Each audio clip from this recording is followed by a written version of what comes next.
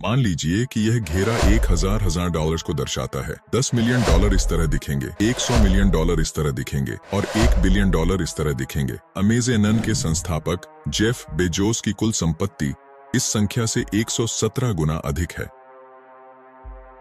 और तो फिर आप शायद अभी नौकरी कर रहे हैं जो आपको उस डिग्री से मिली है जिसके लिए आपने विश्वविद्यालय में अध्ययन किया है। आपके पास शायद बचत के रूप में बहुत कुछ नहीं है। आपके रहने के खर्च हास्यास्पद रूप से अधिक लगते हैं। आपको ऐसा लगता है जैसे आपको पर्याप्त भुगतान नहीं किया गया है। आपके पास क्रेडिट कार्ड का कर्ज है जिसका ध्यान रखने की जरूरत है। हो सकता है कि आपका छात्र किसी डिग्री के लिए पढ़ रहा हो जो आप कर सकते हैं, और आपकी नौकरी जिसके बारे में आप आशा करते हैं कि वह कुछ अच्छा पैसा ला सकती है। आपके पास शायद कोई बचत नहीं है। केवल आपके सिर पर धन के रूप में लटका हुआ एक कष्टदायक छात्र ऋण है अमीर बनना। यह सब एक दूर के सपने जैसा लगता है। उन्होंने ऐसा कैसे किया? आप खुद से पूछें कि उन सभी करोड़पति अरबपतियों को देखकर, खासकर उन्हें जो इतनी कम उम्र में अमीर बन गए, यह आपको आश्चर्यचकित करता है, यह आपको क्रोधित करता है। वे भाग्यशाली थे, उन्होंने धोखा दिया था उस पैसे के लिए, और आप स्मार्ट नहीं हैं। और मैं सिर्फ बदकिस्मत हूं जो सपने आपने उस हवेली को खरीदने के लिए देखे थे। आपकी पसंदीदा स्पोर्ट्स कार दुनिया भर में यात्रा करते हुए आपके बंधक का भुगतान कर रही है। इस तरह से केवल सपने देखते हैं, कुछ भी अधिक नहीं, कुछ कम नहीं। आपको कठोर एहसास होता है कि यह एक धांधली वाला खेल है। ये शुरू से ही एक धांधली वाला खेल रहा है। आप इसमें हारने वाले पक्ष में हैं। लेकिन क्या होगा अगर मैंने आपको बताया कि आप गलत थे? वहां पहुंचने का एक तरीका, धन के लिए एक वास्तविक समीकरण, पैसे के काम करने के तरीके के पीछे का विज्ञान। क्या होगा यदि आपको अपने माता पिता के बंधक का भुगतान करने या दुनिया भर में यात्रा करने के उन सपनों को छोड़ना नहीं है? तो क्या आप ऐसा कहने के लिए मुझे झूठा कहेंगे? मैं वादा करता हूं मैं ऐसा नहीं हूं। और इस वीडियो के अंत तक आप समझ जाएंगे कि सिक्के का एक पहलू है जो आपको नहीं दिखाया जा रहा है। लेकिन मैं आपको चेतावनी देता हूं कि रास्ता कठिन है, ये संघर्ष से भरा है, ये उतार चढ़ाव से भरा है। इसकी आवश्यकता होगी स्कूल प्रणाली और समाज की कुछ कठिन छतों को। और मैं स्पष्ट कर दूं कि आप में से बहुत से लोग हैं जो इस सड़क के अंत तक नहीं पहुंच पाएंगे। लेकिन आप में से उनके लिए जो इस सड़क के अंत तक पहुंचते हैं, आपने जो सोचा था कि आप उस सड़क के अंत में प्राप्त कर सकते हैं, उससे परे धन निहित है। धन के बारे में फिर कभी चिंता न करने की स्वतंत्रता निहित है। तो क्या आप मेरे साथ हैं? अभी भी मेरे साथ हैं? तो आइए और अधिक समय बर्बाद न करें। आप क्या करते हैं वास्तव में पैसे के बारे में सोचें। क्या यह कुछ ऐसा है जिसके लिए आप काम करते हैं? क्या यह कमाया गया है या यह विरासत में मिला है? क्या यह सभी बुराइयों का मूल कारण है?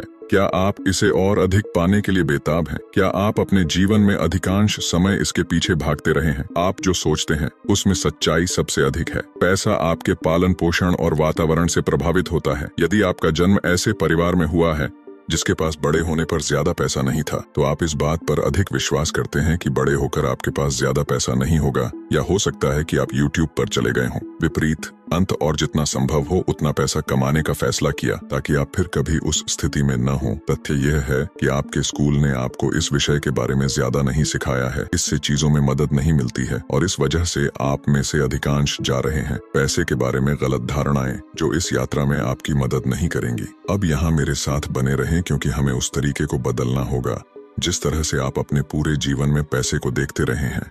अमीर और अमीर, दुष्ट पीठ में छुरा घोंपने वाले हकदार या भ्रष्ट व्यक्तियों के रूप में सवाल यह है।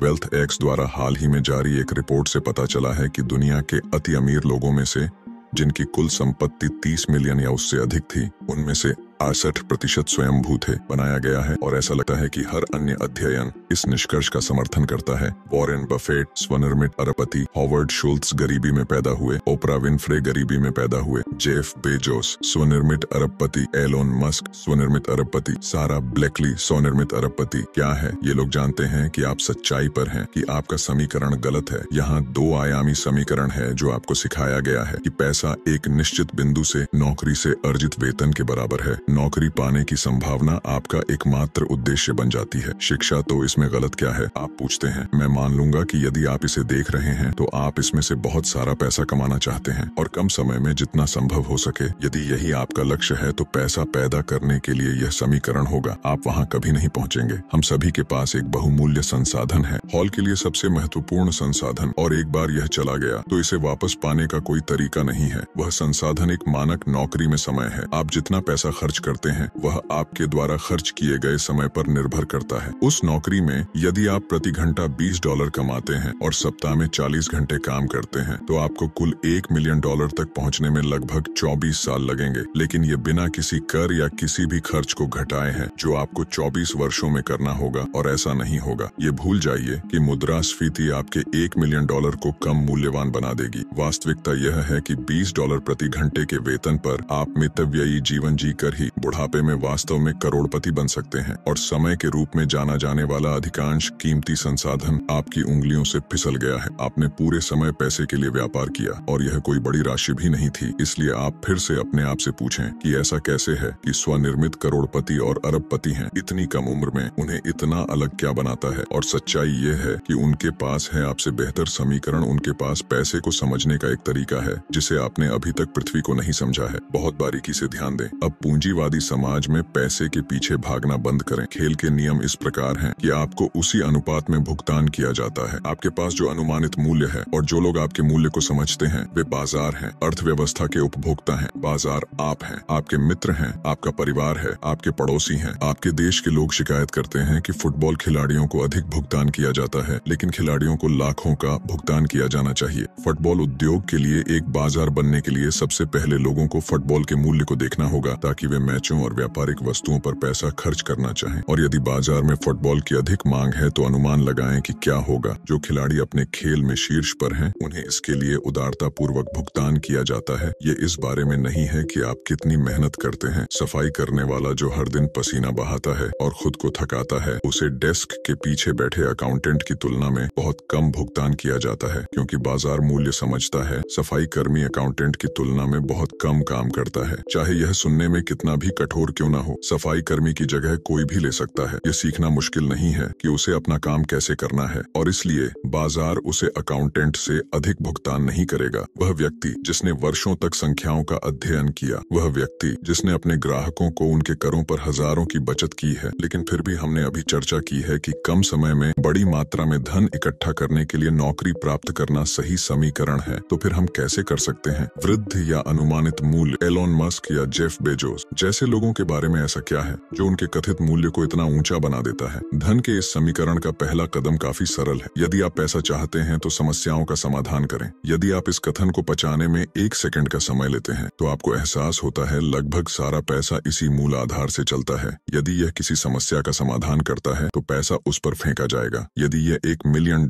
की समस्या है तो समाधान आपको लाखों बना देगा। यदि यह $1 बिलियन की समस्या है तो समाधान आपको अरबों डॉलर के बारे में सोचने पर मजबूर कर देगा। अमेज़न जैसी हमारी साइट सभी समस्याओं को हल करती है। किसी स्टोर पर जाने की परेशानी, सस्ती कीमतों पर डिलीवरी के लिए हफ्तों इंतजार करने की परेशानी, और उन समस्याओं को जो जेफ बेजोस हल करती हैं। $1 अरब की समस्या को हल करने में मदद की और ऐसा करने के लिए पुरस्कृत भी किया गया। यदि आप पैसे के पीछे भाग रहे हैं तो आप यह सब गलत कर रहे हैं। लेकिन यदि आप पैसा चाहते हैं तो ये वह पैसा नहीं है। उन समस्याओं के समाधानों की तलाश करनी चाहिए, और अधिक महत्वपूर्ण रूप से, और एक बार जब आपको वह समाधान मिल जाए तो उसके आसपास एक व्यवसाय शुरू कर दें और पैसा सामने आ जाए। हमेशा एक समस्या से शुरू करें। अपने आसपास के बाजार को सुनें। लोग क्या कह रहे हैं? उन्हें पसंद नहीं है। लोग क्या कह रहे हैं? काश अस्तित्व में होता। लोग क्या कहते हैं? उन्हें निराश करता है। लोग क्या सोचते हैं? यह अविश्वसनीय रूप से असुविधाजनक है। यह एक ऐसी समस्या है जिसे आप हल कर सकते हैं, और यह एक ऐसी समस्या है जो हल करने लायक भी है। धन के इस समीकरण का अंतिम चरण उस समस्या का एक स्केलेबल समाधान ढूंढना है। एक बड़ी संख्या को प्रभावित करने की आवश्यकता है जो स्केलेबल नहीं है। आप स्थानीय क्षेत्र और उस क्षेत्र के फुटफॉल तक सीमित हैं, लेकिन एक फ्रेंचाइजी जो अब अधिक स्केलेबल है वह आपका समाधान सॉफ्टवेयर का एक टुकड़ा है।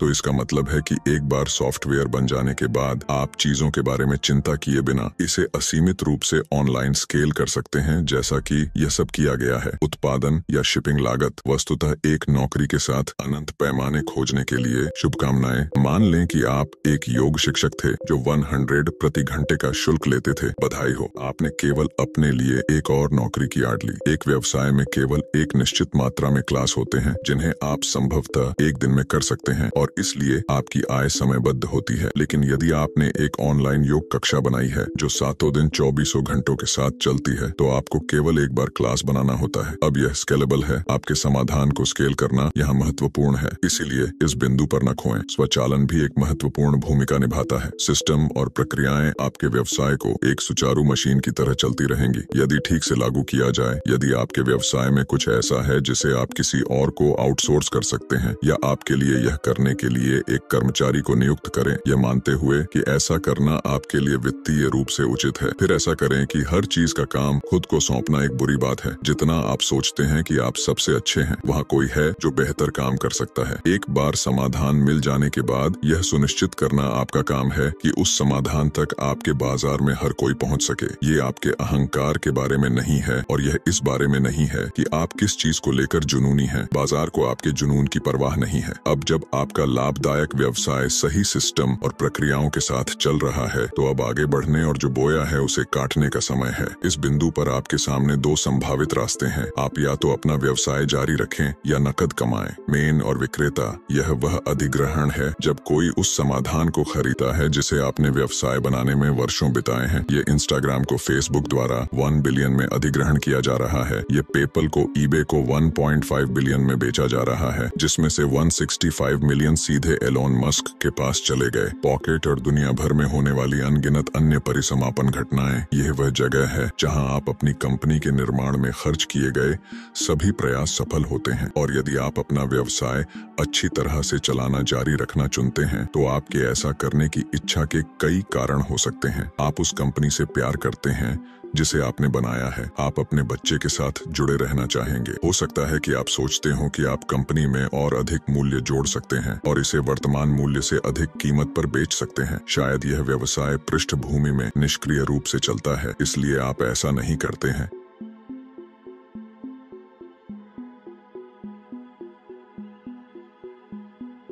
पहियों को चालू रखने के लिए बहुत कुछ करना होगा, या हो सकता है कि यह इन तीन चीजों का संयोजन हो। किसी भी तरह से आपने यह किया। आपने एक समस्या हल की जिसे बाजार हल करना चाहता था, और ऐसा करने के लिए आपको अनुकूल पुरस्कार दिया गया। और इसलिए अब मैं आपसे पूछता हूँ कि यह क्या था। वैसे भी आप में से अधिकांश के लिए यह कभी भी पैसे के बारे में नहीं था। पैसा सिर्फ एक कागज का टुकड़ा है, एक स्क्रीन पर एक संख्या है। इसका मूल्य केवल शुरू से ही इसके मूल्य में हमारे विश्वास द्वारा समर्थित है। यह पैसे के भुगतान के बारे में कभी नहीं था। गिरवी रखकर अपने सपनों की कार खरीदना, दुनिया भर में यात्रा करना, अपनी वित्तीय स्थिति के बारे में चिंता करने की जरूरत नहीं है। यह वह स्वतंत्रता है जिसे आप अपने लक्ष्य की तलाश में थे। यह मौद्रिक से संबंधित कुछ भी नहीं था। यह एक एहसास था, एक अनुभूति थी। जब भी आप जो चाहते थे उसे करने की क्षमता, जब भी आप इसके बिना चाहते थे। क्या मैं इसे वहन कर सकता हूँ? क्या मैंने इस साल अपनी सभी छुट्टियां खर्च कर ली हैं? मैं किराया कैसे चुकाऊंगा? क्या मैं अपनी पेंशन से गुजारा कर पाऊंगा? क्या मुझे अपने सपनों का त्याग करना पड़ेगा क्योंकि मैं ऐसा नहीं कर सकता? उन्हें आगे बढ़ाने का जोखिम उठाएं। इस वीडियो से सबसे महत्वपूर्ण सबक कभी भी पैसे की प्रकृति के बारे में नहीं था। यह उस मूल्यवान संसाधन के बारे में था जो हम सभी के पास है।